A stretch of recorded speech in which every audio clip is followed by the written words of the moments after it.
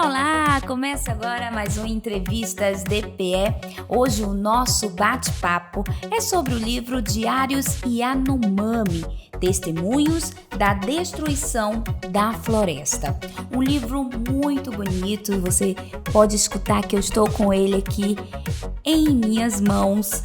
Um livro que traz relatos de quem está lá presenciando, vivenciando toda a situação que o povo Yanomami passa neste momento e também nos anos anteriores. Por isso mesmo eu convido agora o editor Conrado Dalmônego, que fez esse processo de estudo, participou e vai contar pra gente como é que foi esse processo de criação e quais os pontos positivos que esse livro traz para a sociedade a partir de agora. Seja bem-vindo. Obrigado e bom dia, Lana. Obrigado pelo convite aqui nesse rádio da Defensoria Pública para partilharmos um pouco da história desse livro, Diários Yanomami. Como você diz, é um livro interessante, é um livro sofrido porque os conteúdos que traz são muito impactantes.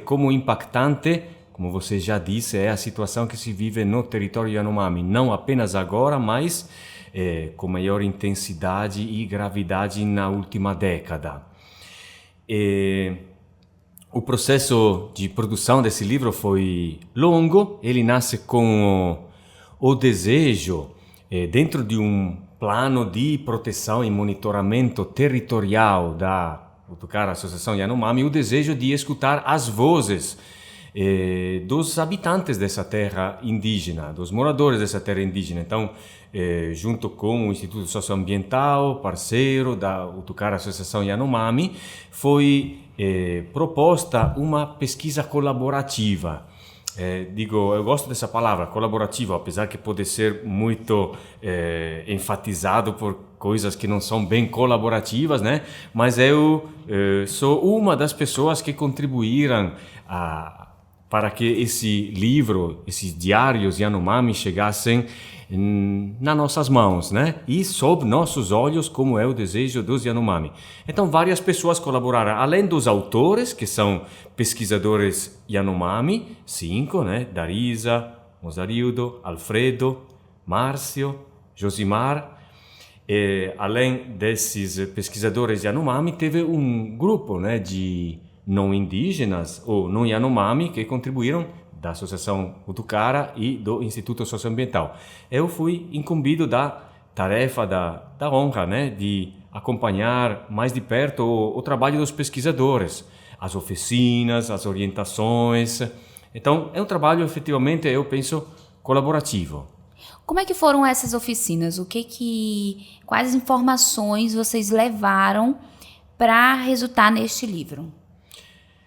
Isso, tudo começou com uma oficina que foi realizada em julho de 2021, na qual foram convidados esses pesquisadores que já conhecíamos há anos ou há décadas, né, no meu caso, com os quais já tinha participado de curso de formação no magistério, então pessoas, a maioria das quais eu conhecia, e foi feita a proposta direta, explícita, né, de trabalhar numa pesquisa que visava trazer à tona a perspectiva dos Yanomami sobre o que acontecia em seu território. Já tinha sido feito informalmente o convite antes, até para poder participar desta oficina que foi realizada na terra Yanomami. A esta oficina participou também Davi Kopenawa Yanomami, né, conhecido, admirado, né, xamã, e presidente da Utucara Associação Yanomami. Ele participou trazendo também a sua experiência e as suas motivações, sua experiência do diálogo com a sociedade não indígena. E este livro, que uma particularidade forte dele é de ser bilíngue, né? Temos nas páginas a língua Yanomai ou Yanomama ou Yanomama, né? Dependendo da região do escritor, e do outro lado uma tradução para o português. Então, o Davi trouxe para nós toda a sua experiência e a necessidade de comunicar-se com os não indígenas, que significa não apenas falar português, mas falar coisas que tocassem, né? na cabeça, no coração dos não indígenas. E trouxe também para nós toda a instância de luta que se vive na terra Yanomami, que o povo Yanomami vive. Então, primeiro foi esta oficina para lançar este projeto de pesquisa. Perfeito. E você falando sobre essa questão da tradução, como é que foi feita essa tradução anteriormente, antes de a gente começar o nosso bate-papo? Você falou justamente sobre essa questão que foi revisto várias vezes, justamente para não ter erros e trazer a informação com a maior qualidade e podemos dizer até que fiel ao que realmente eles queriam passar para a sociedade. Pois é, eu dizia que, na nossa conversa anterior, dizia que o trabalho de tradução é um trabalho difícil e super delicado também, né? Porque quem tem na mão um texto, ou uma fala também para ser traduzida, ele tem muita possibilidade de desvirtuar um texto. Tem um ditado em italiano, né, que diz traduttore traditore. Se traduz no português também, né? Tradutor, traidor, né? Porque a gente pode trair aquela que é a mensagem original do autor. Então, na tradução, ele foi um trabalho muito delicado e uma dialética entre ser fiéis ao texto, mas não pode ser uma tradução literal. A primeira tradução que eu faço normalmente de um texto da língua Yanomami é uma tradução literal. Se este livro tivesse saído com esta minha primeira tradução, ninguém, leitor de português, teria conseguido passar da primeira página para a segunda. Teria se cansado, né, de uma leitura desse tipo. Então, depois de uma tradução literal, é necessário tornar a escrita em um português que seja compreensível. Se diz, alguns estudiosos da tradução dizem um português fluido, uma língua fluida.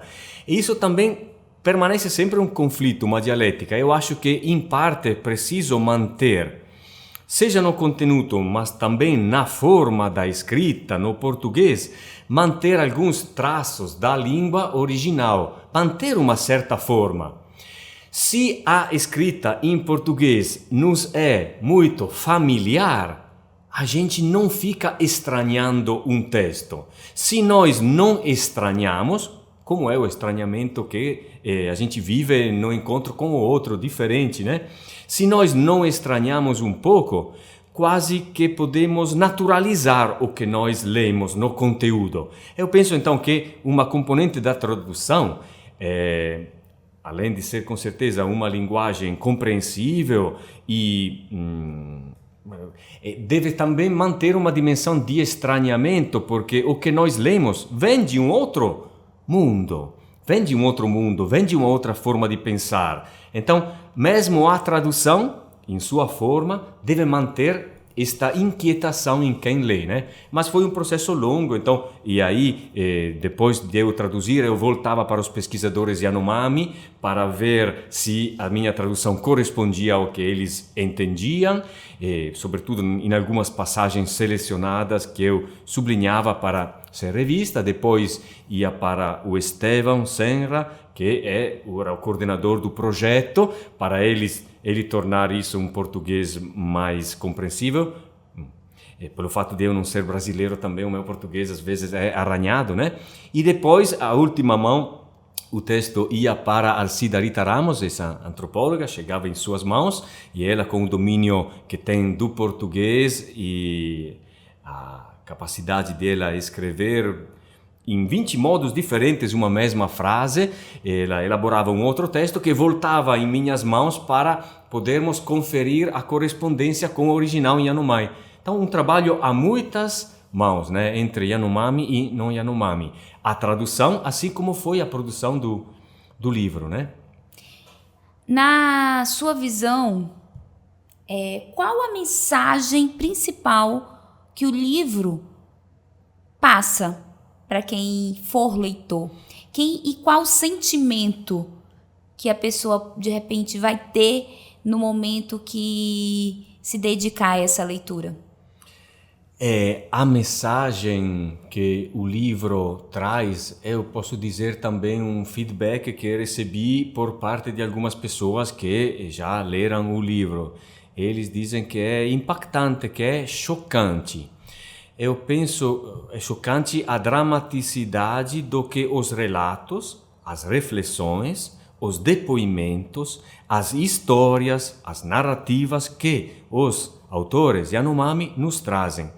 Isso é o que fica no leitor, a primeira impressão. Isso também é o objetivo dos autores Yanomami. Em fase de elaboração do projeto, de elaboração do plano de trabalho, quando se discutia juntos sobre os objetivos da pesquisa, a justificação de realizar uma pesquisa, diversas vezes os autores Yanomami, os pesquisadores Yanomami, reforçaram a ideia de que nós queremos que nossas palavras sejam ouvidas. Vocês vejam nossas palavras. Está em um dos textos de um pesquisador Yanomami contido no livro. Eu não vou fazer spoiler, já não vou contar, né? Mas está a intenção dos Yanomami. Vejam nossas palavras escritas. Ouçam nossas palavras, vocês não indígenas. Então, tem uma intenção muito forte que traz a força política desta mensagem, a força política do texto, a mensagem política em sentido amplo da palavra deste livro. Quando a pessoa se dedica a essa leitura, ela consegue entender mais ou menos um pouco mais sobre a crise que acontece dentro da comunidade, dentro da região do povo Yanomami? Eu diria que sim, consegue ter esta visão interna, experiencial, é sofrido, viu, Lana? Eu mesmo, ao traduzir textos, ao receber, a gente faz fadiga, né? A gente segura também o sofrimento, porque quem conhece o povo Yanomami, né, por pessoas, por comunidade, a vitalidade, a festa, as cores, as danças, as músicas, esses textos são muito tristes, né? Mas é uma flecha na mão, como se diz, né? É uma flecha, é uma arma, é um instrumento. Então ele permite esses diários que, como dizia antes, reúnem aqueles que são diários mesmos, palavras confiadas a uma folha de papel, mas também reflexões, depoimentos, entrevistas, histórias que uma mãe conta a um filho sobre a primeira corrida do ouro. Eles nos dão sim a possibilidade de entender com os olhos internos, né, com os olhos de quem vive essa situação, o que acontece na terra Yanomami. Dá essa possibilidade e é uma visão complementar àquela que outros, sejam eles jornalistas, antropólogos, advogados, indigenistas, podem dar sobre o que acontece na terra Yanomami. A mensagem é diferente porque os autores são diversos e sua visão, sua perspectiva, sua visão de mundo é diferente. Diante disso, a gente pode dizer que esse livro pode servir como base para outros povos indígenas, outros povos originários também se estruturarem, também terem uma resposta e um apoio diante dos seus direitos? Como dizia antes, referindo-me à força política, né, de uma pesquisa. Política no sentido que tem uma mensagem para defender a vida, tem uma mensagem para reivindicar direitos territoriais, culturais, linguísticos. O diário que está escrito em 2 línguas. Nesse sentido, uma mensagem política que busca defender os direitos já citados e talvez orientar políticas públicas que são, entre aspas, voltadas a esse povo, mas que exigem para pensá-las e para implementá-las, exigem a colaboração do povo. Então, outros povos indígenas, com certeza, têm aí a perspectiva de parentes, e os não indígenas também, os encarregados pelas políticas públicas, os governantes, têm aí uma ferramenta, um instrumento para tentar compreender como o mundo, como o que acontece na Terra Yanomami com base em outra perspectiva, né? Você que conviveu, esteve lá 15 anos? Eu Foram 15 morei, anos? sim, 14 anos na Terra Yanomami. 14 anos. Na sua opinião, de que forma o conhecimento do povo Yanomami pode contribuir para a conservação do meio ambiente? Então, diários Yanomami são testemunho da destruição da floresta. Testemunho é algo que é dado por alguém que presencia. Nesse caso, quem presencia é também vítima de crimes, é vítima de uma crise, mas também traz as palavras de outros agentes, tais palavras de pessoas que não estão mais entre nós, pois morreram, né? Foram vitimizadas. Traz palavras da floresta também. Os Yanomami dizem a floresta está morrendo, né? Urihi Anomanhikia já está morrendo. E isso é testemunhado, por exemplo, pelas folhas amareladas das árvores. Os rios estão morrendo, as águas contaminadas, os peixes estão morrendo. Então, é uma outra perspectiva, né? É uma outra visão.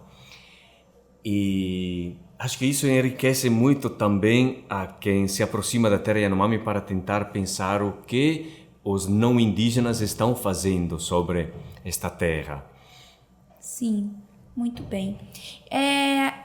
A gente pode falar agora um pouquinho sobre essa questão da exploração mineral de forma ilegal na terra indígena Yanomami e de que forma essa exploração contribui ou modifica a cultura do povo Yanomami. Pois é, uma exploração ilegal de minérios, ouro, cassiterita, outras terras raras, né, preciosas. É uma exploração ilegal que afeta a vida dos Yanomami. A gente fala de genocídio, né? Fala de genocídio pelos altos números de mortes. Outra palavra que a gente pode pronunciar é etnocídio, né? O assassinato de uma cultura, de um povo, de um jeito de viver, né? Então, com certeza, essa crise que ocorre na Terra Yanomami, esses crimes recorrentes, a invasão por milhares de garimpeiros na Terra Yanomami afeta em várias formas a sociedade Yanomami. Talvez um olhar externo foca mais na destruição da floresta, o desmatamento e a contaminação por mercúrio dos rios. Mas, como dizia antes, né, a visão Yanomami nos traz complementarmente aqueles que são outros impactos. São as doenças que se espalham, malária primeiramente, é o álcool que é distribuído como uma forma de aliciamento, particularmente dos jovens. Isso está tudo nos diários, né? Nesses textos que nós podemos ter nas mãos em português. A distribuição de drogas também, de armas, uma forma dos garimpeiros conseguir se instalar na terra Yanomami, distribuir aqueles que supostamente seriam benefícios para eles. Se autodefinem como amigos, somos amigos, né? E distribuem comida. A aproximação é assim, sempre foi assim. Também 40 anos atrás era assim essa aproximação. Primeiramente você se mostra como amigo. Tem uma palavra Yanomami, Nomhirimu, que significa, de uma certa forma, fingir a amizade, mas você tem um intuito de explorar o outro, né? Tem um intuito nas costas de fazer o mal do outro, né? É uma estratégia. É bem essa estratégia que é implementada. Então, a distribuição de armas, assim como álcool, comida, tudo isso traz um impacto muito forte. A gente vê isso nos indicadores de morte na terra Yanomami e de morte por arma de fogo, ou por arma branca. A bebida alcoólica e a distribuição de outras substâncias, assim como a distribuição de armas, ela torna letal aqueles que eram dissensos, brigas, conflitos. Então, a gente tem isso evidente nos índices de mortalidade. E se nós buscarmos esses indicadores, nas regiões com maior incidência e capilaridade de distribuição dos garimpos, os conflitos entre as comunidades são acirrados e os indicadores de morte por arma de fogo também alcançam o nível mais alto das estatísticas. Então, isso sem falar da distribuição de doenças, da violência sexual e tem um pesquisador Yanomami que fala, por exemplo, também de como muda a língua dos jovens. E aí ele cita palavras em português, normalmente são palavrões, né? Ou são vulgaridades, assim. Isso é o que se ouve, isso é também o que circula através de um smartphone, né? De um celular, no qual que é recebido talvez em troca de alguns dias de trabalho carregando carotes de 60 litros de combustível ou pilotando um barco e criando assim maior dependência ainda, né? Então toda uma série de impactos diversificados na sociedade e naquilo que você dizia sobre a cultura dos Yanomami, né? Sim, porque se eles estão ali próximos, muda. Eu costumo dizer que a gente aprende escutando, né? Então, se a gente escuta outras palavras, a gente acaba aprendendo e trazendo um pouquinho também para a nossa realidade, dependendo do contexto e da situação. Pode ser no nível menos grave ou extremamente invasivo, como é neste caso que nós estamos abordando. Certo, né? Toda aquela violência explícita e invasiva, né, Lana, como você diz, mas também uma coisa mais que pode parecer menos violenta, mas os preconceitos, as palavras depreciativas com a qual eles podem ser chamados. Então isso se incorpora também, depreciar a si mesmo, depreciar a própria família, o próprio povo e inculcar assim preconceitos. Poderia ser uma coisa secundária, claro. Perante os indicadores de morte, de mortalidade infantil, de desnutrição, de doenças venéreas que são espalhadas na terra Yanomami, esses impactos são com certeza secundários, né? Mas temos que considerar todos eles, né? Conversava com algumas pessoas e a gente pensa que com esse impacto desta última década na terra Yanomami será impossível voltar a um certo equilíbrio. As gerações mais novas são aquelas mais impactadas, né? Então é um sofrimento muito grande que a sociedade não indígena provocou na terra indígena e em suas comunidades. Isso não é liberdade, isso não é exercício da livre escolha. Essas são atividades ilegais e os porta-vozes dos Yanomami, as associações Yanomami, elas são claras a dizer: nós não queremos mineração. Seja ela esse garimpo ilegal, ou seja uma tentativa de legalizar a mineração em terras indígenas. Uma tentativa muito perigosa e escorregadia, né? Como é que você avalia o psicológico das pessoas que narraram esse diário, esse dia a dia?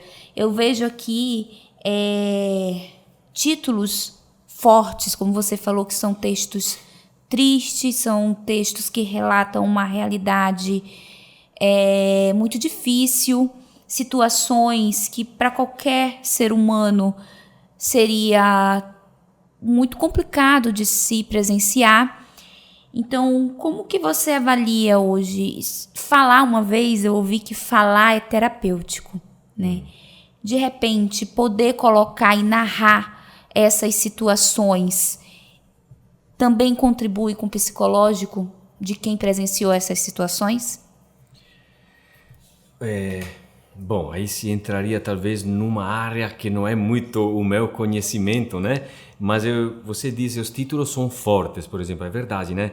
E a tradução tem a tarefa de manter a força dessas palavras, não diminuir sua força. Sim. Com certeza, quem escreveu esses textos são pessoas que são impactadas antes de escrever esses textos, né? Porque eles vivenciaram essas situações que são relatadas, ou eles diretamente, ou seus parentes dos quais recolheram depoimentos. Então, com certeza, assim como nós, ao ler esse texto, né? Tem uma amiga me dizia, é muito forte esse texto, eu não consigo ir à frente, estou chorando. Assim, né? Nós também, né? Se tivermos um pouco de... Talvez não chegamos a empatia, né? Não chegamos à empatia, não chegamos a colocar-nos no lugar de, mas podemos fazer alguma aproximação. Então, diziam os pesquisadores Yanomami que através da pesquisa, um pesquisador me dizia, através da pesquisa, nós pensamos que as nossas comunidades também podem tomar consciência, né, de coisas explícitas, do fato que certos atos não hão de ser naturalizados. A divulgação, a circulação de informações entre os Yanomami é muito importante. É muito valorizada a circulação de informações, mas também é importante quando isso diz respeito a informações verdadeiras, né, fortes como este. Então, os pesquisadores Yanomami diziam, é importante trazer consciência, porque assim as nossas lideranças, elas vão conhecer, né, o que acontece em outras regiões da terra Yanomami. Isso há de ser conhecido. Então, era um fato muito enfatizado, que o objetivo era que essas palavras pudessem ser conhecidas. Pesquisadores Yanomami, autores desse livro, alguns deles também tiveram temor com a divulgação dessas palavras, né? Então, pediram, isso foi colocado em uma nota, uma estratégia que a gente adotou foi de sugerir trocar todos os nomes de comunidades, de regiões, de rios, criar nomes fictícios, né? Nome fantasia, digamos assim, para que as pessoas pudessem ser mais protegidas. Outro pesquisador disse, não, eu não quero que sejam trocados esses nomes, pois isso que eu estou falando é isso mesmo que está acontecendo, então quero que apareçam os nomes. Isso mostra que a escritura desses textos para eles também despertou preocupações, né? Preocupações. Tem um trecho, uma passagem na qual um pesquisador disse que ouviu durante a noite as palavras da mãe dele, que contou-lhe o que tinha acontecido com seu pai, que foi morto por garimpeiro no final da década de 80. E esse pesquisador diz, eu não sabia essa história antes de fazer esta pesquisa. Isso está escrito, né? Então não é Conrado que está contando, Sim, que está inventando. Eu acho isso um exercício de crescimento, né? De tomar a própria história nas mãos, sabendo que a morte para os Yanomami é um fato traumático, né? E é um fato que também é tratado com prudência, com delicadeza, né? Os nomes dos mortos não hão de ser mais pronunciados, seus objetos hão de ser destruídos. Então, assim como a morte, de certa forma, é vivida como um fato que acontece corriqueiro, cotidiano, né? Morrer por doença, de outro lado, ela carrega toda essa dramaticidade também para os Yanomami. Então, um pesquisador Yanomami que traz essa história, que resgata essa história, que traz as palavras de sua mãe, que conta quando ficou viúva, porque foi morto o esposo dela, que enfrentava os garimpeiros naquela região, e fugiu a mãe dele, então, com ele pequenino, né, nenê, de colo e uma outra irmãzinha carregada pela mão fugiu para outra região para reconstruir uma vida. Com certeza são elementos, aspectos que tocam, né, a pessoa, o psicológico da pessoa. Então, Diários Yanomami, esse título, Diários, também porque tem uma dimensão muito pessoal. São reflexões pessoais, são histórias de pessoa, outras histórias, diferentes daquelas da história, com H maiúsculo, oficial, né, que conta sobre os Yanomami. Aqui, esses diários trazem uma autorrepresentação dos Yanomami. Quem somos nós, né? E também uma representação dos não indígenas, que talvez desagrada ouvir aos ouvidos de algumas pessoas, né? Então, uma autorrepresentação e uma representação do outro, uma antropologia simétrica feita pelos Yanomami com um forte componente político, né? Uma mensagem que deve tocar, né, as pessoas que ouvem. Sim. E em um dos títulos, como eu falei que são títulos fortes, né? Tem um aqui que me chamou a atenção que fala Jovens que calam os pais.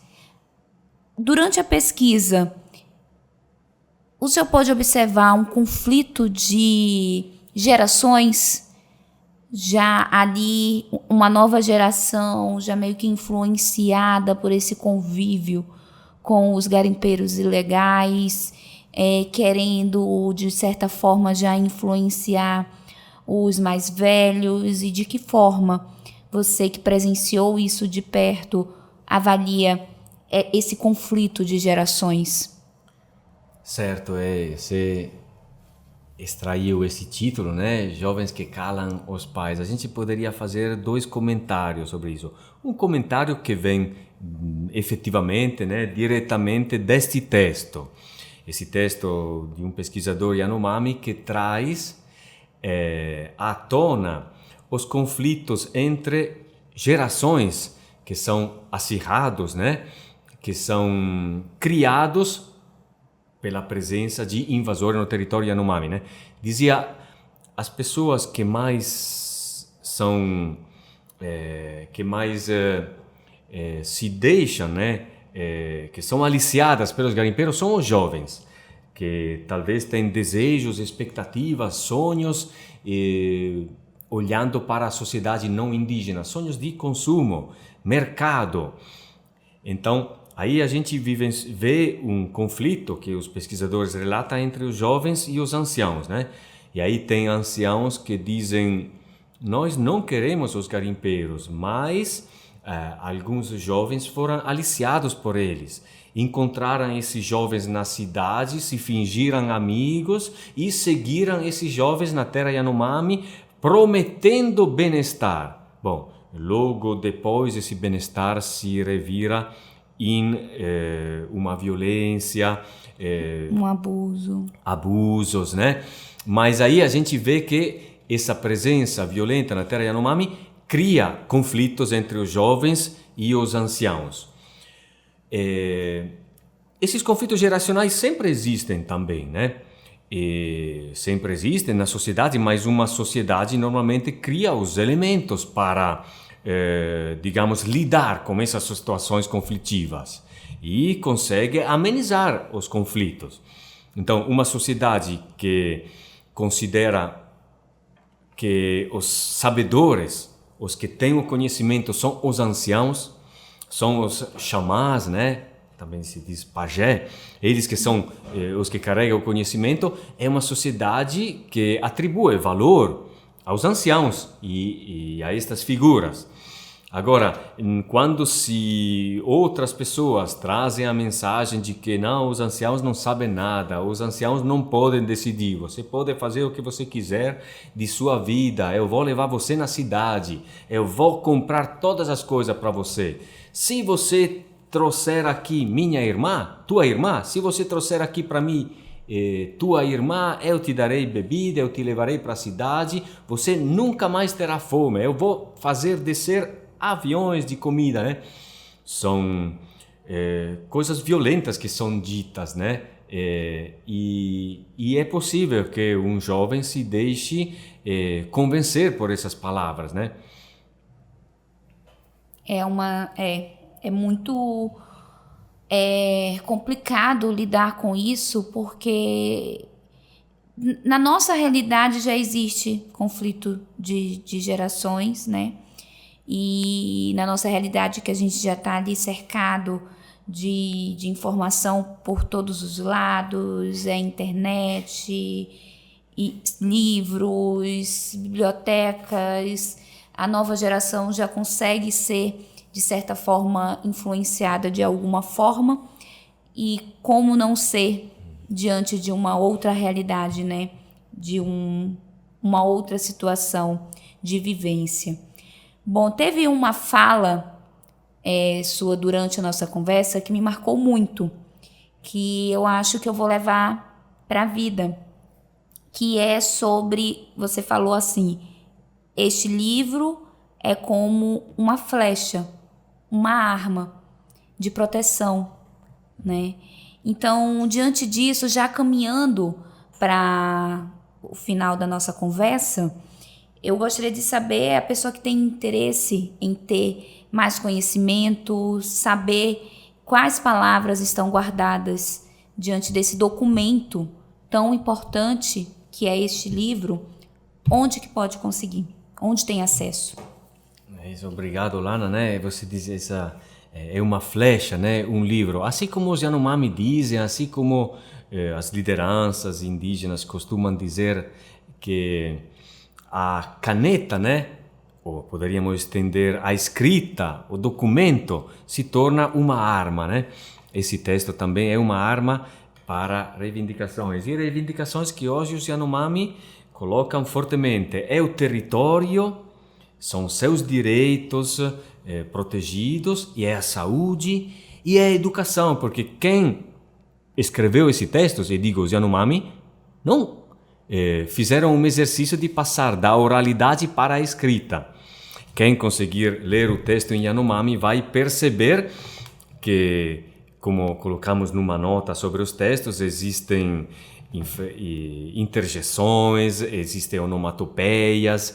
É o jeito como os Yanomami falam, né? A escrita é muito próxima da oralidade, mas eles escreveram esses textos. Então, são pessoas que tiveram oportunidade de educação escolar também, né? De educação escolar. A educação Yanomami, ela vive e é vital e é forte, mas falamos de educação escolar, de alfabetização, mais um direito que está sendo reivindicado e que esse livro nos coloca com força. Então, é uma flecha, é uma arma para que todos esses direitos possam ser reivindicados. O livro pode ser encontrado online, pode ser comprado na loja virtual do Instituto Socioambiental, e o dinheiro que é arrecadado com a venda desse livro serve para dar continuidade ao trabalho com pesquisadores Yanomami. A gente terá este livro também no 5º COIMI, o 5º Congresso Internacional Mundos Indígenas, que será realizado aqui em Boa Vista, na UFRR, entre os dias 20 e 23 de agosto. A gente fez uma solicitação para podermos ter um pequeno espaço, e se conseguir chegar um pesquisador Yanomami, estar lá também um pesquisador Yanomami, um desses autores, no qual terá uma mesa e a possibilidade de vender esses livros durante o 5º COIMI, na Universidade Federal de Roraima, entre o dia 20 e 23 de agosto. Perfeito. Gostaria de agradecer a sua entrevista. É muito importante esse nosso diálogo, levar a informação que este livro existe, que tem todo esse conhecimento e todo esse relato nele. Gostaria de agradecer mais uma vez, e sempre que tiver algo a acrescentar sobre este assunto, por favor, volte aqui com a gente, porque esse espaço é realmente para a gente relatar os direitos, a justiça e a cidadania. Obrigado mais uma vez, Lana, né? Obrigado esse rádio pelo convite, e uma Esperamos que os ouvintes assim possam ter tido com a nossa conversa alguns elementos a mais, uma curiosidade, um interesse para este livro, para que alcance o seu objetivo, que é tocar o coração, tocar as pessoas que lerem, e que essas pessoas que aproximem esse livro possam ter a mesma experiência que nós, que colaboramos em sua produção, tivemos, né? Aprender juntos, colaborar, pensar com, né? Ou como dizia um pesquisador Yanomami, apoiar o pensamento, apoiar a reflexão, né? Dessa forma, nós desejamos que a experiência que nós que contribuímos na produção desse livro, quem lê possa ter a mesma experiência que nós tivemos, né? Com a colaboração e aprender uns com os outros, né? Perfeito. Obrigada mais uma vez pela entrevista. Seja sempre bem-vindo. E este foi mais um Entrevistas DPE. Se você gosta de acompanhar assuntos de interesse público, basta nos escutar pelo Deezer, Spotify e YouTube. Eu sou Lana Francis e até a próxima.